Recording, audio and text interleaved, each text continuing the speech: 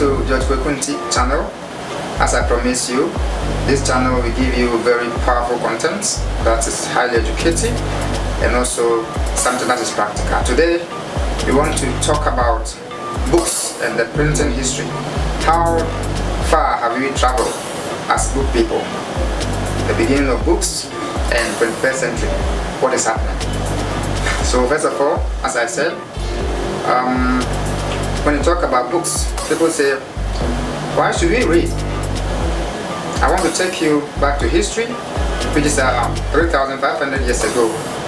Writing began at Samaria, Mesopotamia, by Sumerians. Sumerians were typical black people who are known to be descendants of King Nimrod, who is also descendant of Cush. So Sumerians were living in a geographical area which is the modern day Palestine. So that is 3,500 years ago. They use clay tablets to do inscriptions, so that after the tablet is done, they also burn them in fire in order to make it more durable. So during this age and period, books, instructions like syllabic writings, phonetic writings, and also consonantal writings began at Mesopotamia. If you can even look at the symbol that I'm having here, which is typical Adinkra symbol from West Africa, Ghana, by the Akan people. We have Sankofa. Sankofa means let us go back to our roots to pick all the goodies or good things that we have left. That's the meaning of Sankofa. So wherever Akan people or anybody see this symbol, it means that Sankofa, it means that. And then the other one is also Akofena, royal dagger. Wherever you see this, it means that it's a protection. So when you talk about writings, it began all the way in Mesopotamia by Sumerian people, 3,800, 3,500 BC. And then after 2,400 years, another method was also developed, which is called papyrus writings. Papyrus writing is a form of, they use a very soft wood, flattened wood, and then they try to join them either with glue or any other strengths. And then they use this kind of writings in Egypt. And this kind of writings were also very popular, and they use it to store ancient monuments and all activities in that century. So after the papyrus also was fading out, that's 500 to 200 BC, the parchment kind of writing also came into being. The parchment was also very popular because they use goat skin or any other animal skin. They use alkaline to remove the hair from the skin, and after that they use it, they dry it, and then they use it for writings. Parchment has been very famous for historical monuments, and then even as at now, still some powerful organizations have stored their monuments in papyrus, what we call parchments. So you can see that from tablet we move to papyrus, and from papyrus we move to parchment, and then 200 BC, wax were also developed in Rome. The Romans were using wax. Wax is they can clean it and then they can open it. So wax was also popular during the Roman Empire time, and it was famous and people were using it. And then after 105 AD, there was a Chinese man called Kalun from China, also invented paper. So paper revolution also came into being, and then people were using paper to write. So paper came into the system by the Chinese people. So ladies and gentlemen, you can see that how far writing and publishing has traveled, all the way from 3,800 years. So paper was brought up into this world by Chinese. And then the most interesting aspect is that 400 to 600 years ago, illustration of a book also began, and then people were using paper to write and then writing illustrations. So writing is not just a modern history, it's also part of how far we have come as a society. And 868 BC, 868 AD rather, the first printing of book began, and it is the same Chinese that brought the first book into this world using paper. So ladies and gentlemen, paper also became very popular, and then the parchments were also were in short in supply, and people also shifted their attention to use paper to publish books. And something happened, that is 1041 AD. The Chinese also produced a movable printing machine where you can pick them and then start printing. So it helped the world from it helped the world to move printing machines that are movable to other places, and that is how another revolution also took over. And ladies and gentlemen, as I said, that immediately after, that is 12 AD. 12 AD also saw another revolution, which is they used block in Egypt to also print papers, to print books. So block printing, that is using paper, was also another revolution that took over because of the Arabic, how it is you write from right to left. So it was popular at that time. And then around 1439 to 1450, Europe produced their first book, printing book, due to the movable machine from China.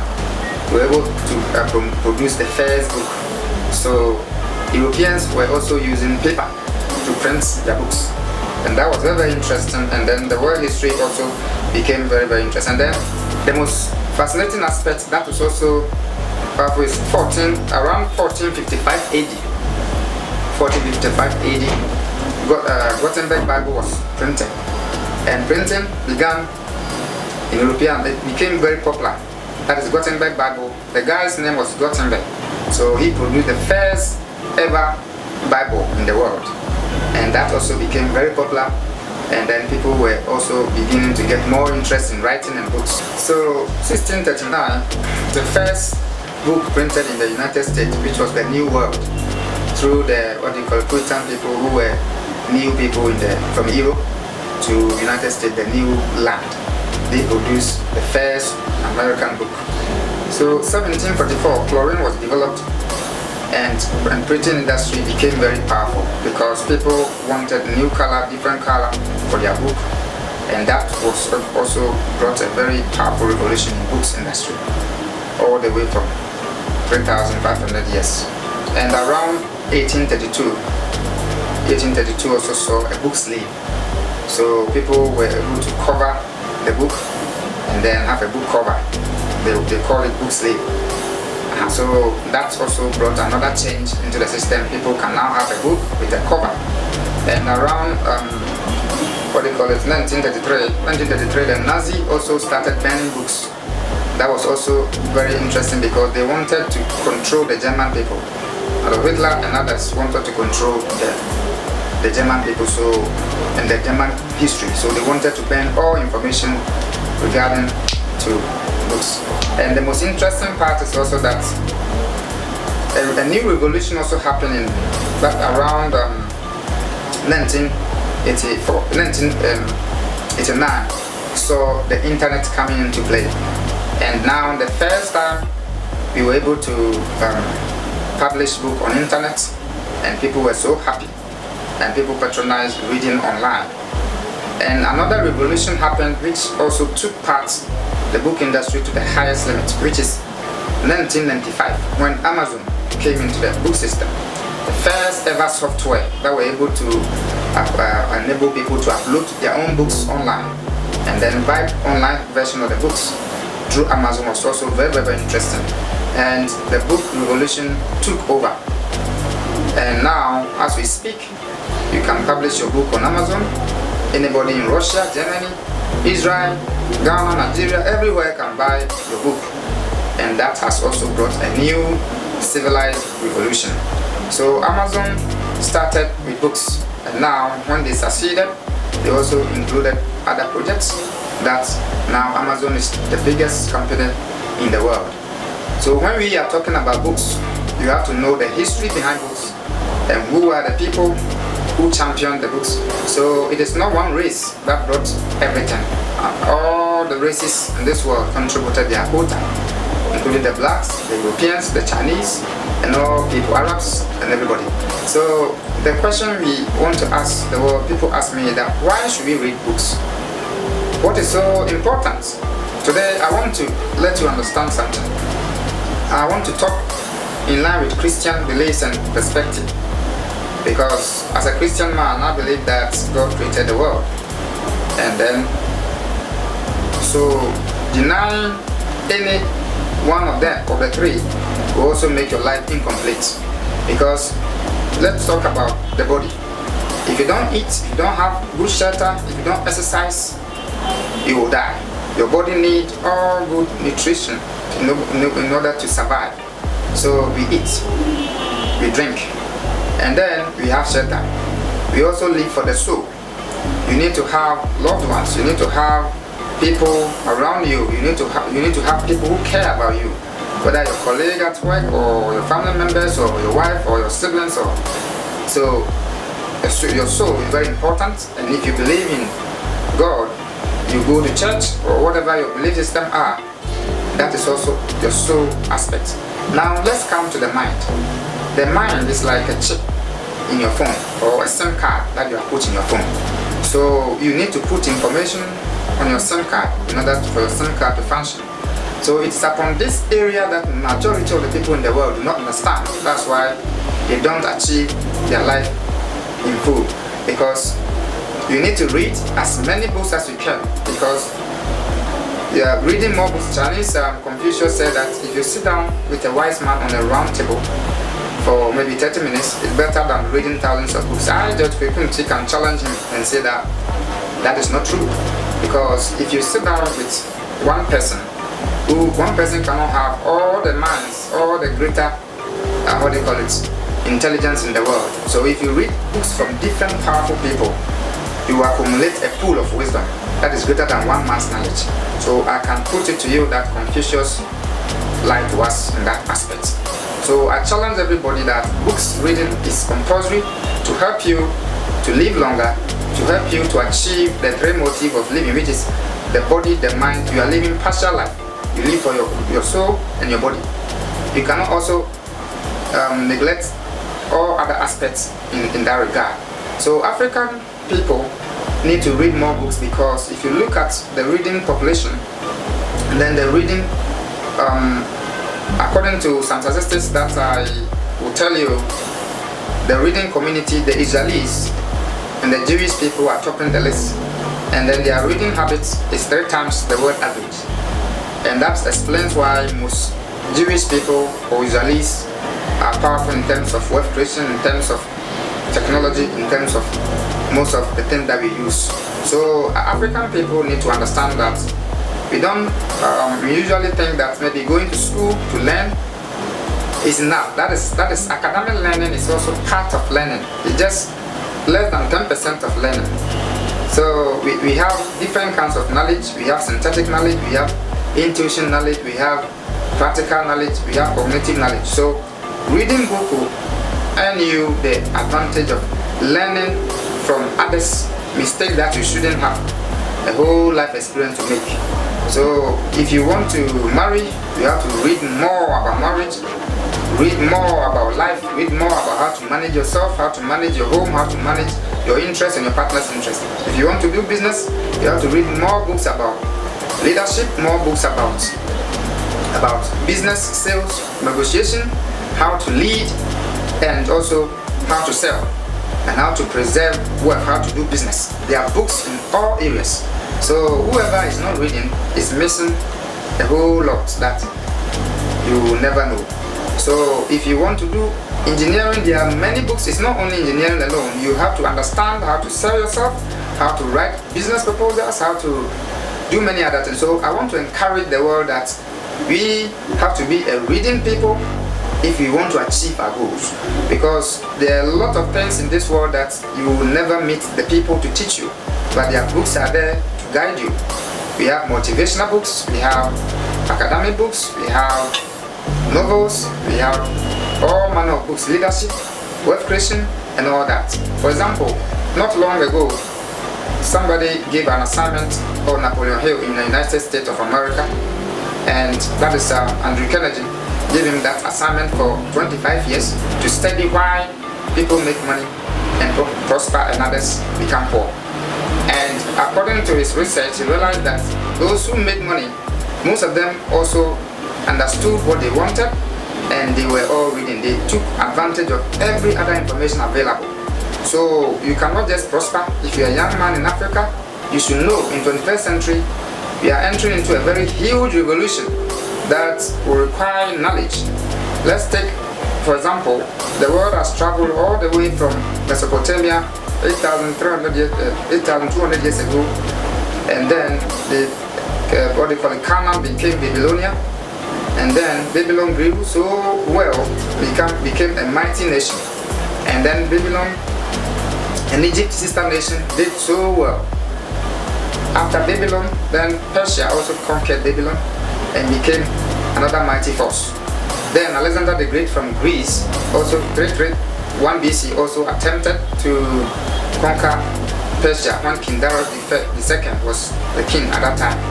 Alexander conquered Asia Minor, and then he conquered or what do you call it, Hindu Kush at the same time. So Greek civilization also came into the system, and then when when Babylon was ruling, Arabic or Hebrew language was the most popular. When Persian Empire came, they came with Arabic language. When Greek people came, they came with Greek language. Now Greek also, after Alexander the Great died, when his empire was divided into three, that is, Ptolemy took Egypt, Antigonus took Greece and Asia Minor, so his empire was divided into three, and then they also lost the battle to the Roman Empire. Roman Empire was also was established by a group called Celts and then Etruscans. Roman Empire was not for one race, it was a mixture, because some black people began, other races also came, it became a pool like the United States is a pool. So Rome ruled the world for almost 800 years. After Roman Empire, also when Rome was there, Carthage, the remnant of the Babylonian, the black race, also formed another group called Carthaginian Empire.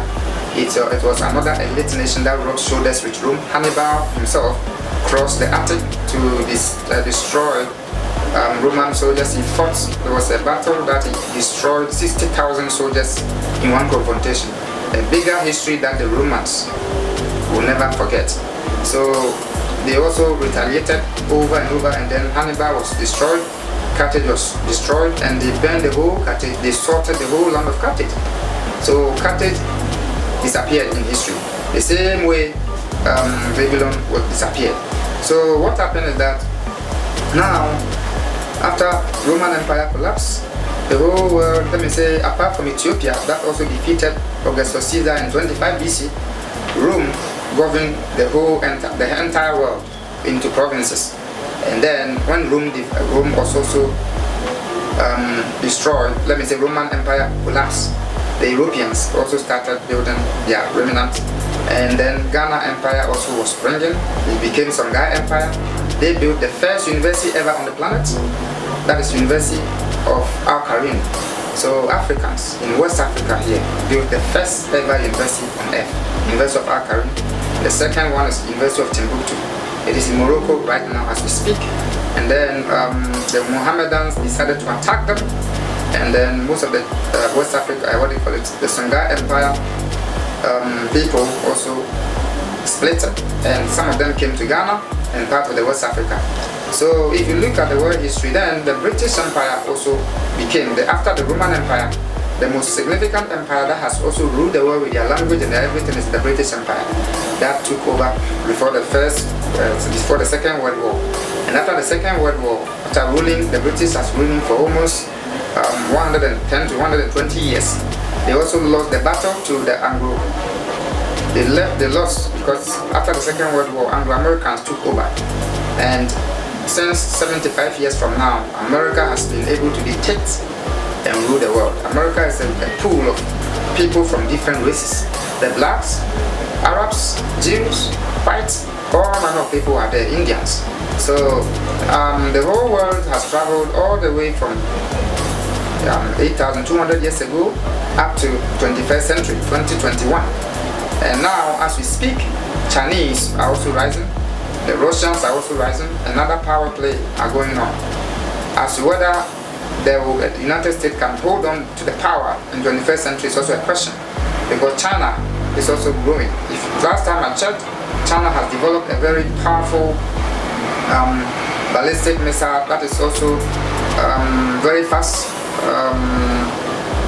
that the United States have to also, now they are all concerned. So West Africa has not been doing well, let me say Africa in general has not been doing well in terms of power play for almost 2,500 years. But whatever will happen in this century, we will know whether a new civilization, a new group will take over. So this whole world is one power will rule, another will take over. One power will rule, another will take over. Because when British came, they have been able to, they brought their language, and now English language is almost 3 billion people speak English as first or second language. And it is the language of business, science, and everything. So we want to know whether another group will rule. Yes. So today, I don't want to talk too much. We will talk about a very interesting topic, that is e-commerce and technology. How to do business, how to change your life with the power of e-commerce, the power of technology. So I want all of you to watch out and then subscribe this, and then send this our channel to all your friends and loved ones. Ladies and gentlemen, we will give you the power and the tools, practical power and the tools, because we are in Africa here. Our work as George Kwaku Nti Group, we publish books online, we generate royalties, we publish music, we also list businesses on Amazon, and then we try as much as possible to promote brands using Google, Amazon, and all available social media platforms. We encourage everybody to call us, to visit our office at Gulf House, and Gulf House is at Tetekwashi, that is airport area, and we will be able to publish your book for you. If you have paintings, we will publish it for you. If you want us to write your family history, we will write it for you and publish it. We will send it for international reviews. It will go global. So e-commerce has taken over. 21st century is going to be a very fluid one. I'm not going to talk more about e-commerce because I'll make a whole video, or let me say video tips, that so that you can understand. In our century, as you can see, we were in agrarian age where people go to farm. After farming, then we also went to golden age. People were, how many gold that you have to determine your power. We went to industrialization age after the Second World War, when people need factories. Now we went into information age, and it is now entering into digital. So whatever you want to do, we George Kwaku Nti Group can assure you that you can contact us. We will help you. Our mission is to ensure to put joy and spread joy wherever we go. For us, it's not all about money. It's all about impacting something that you will live with it for the rest of your life. That will benefit you. So, ladies and gentlemen, share this video and let your friends and loved ones get this video. Thank you very much. Our number is 0246 042 630, 0246 042 630, and also 0242 771 836. George Kwaku Nti, my name, as I told you, is George Kwaku Nti, and I'm the CEO of George Kwaku Nti Group. We will always give you a very good content so that to help benefit yourself and your business. May God Almighty bless you all. May God bless the world.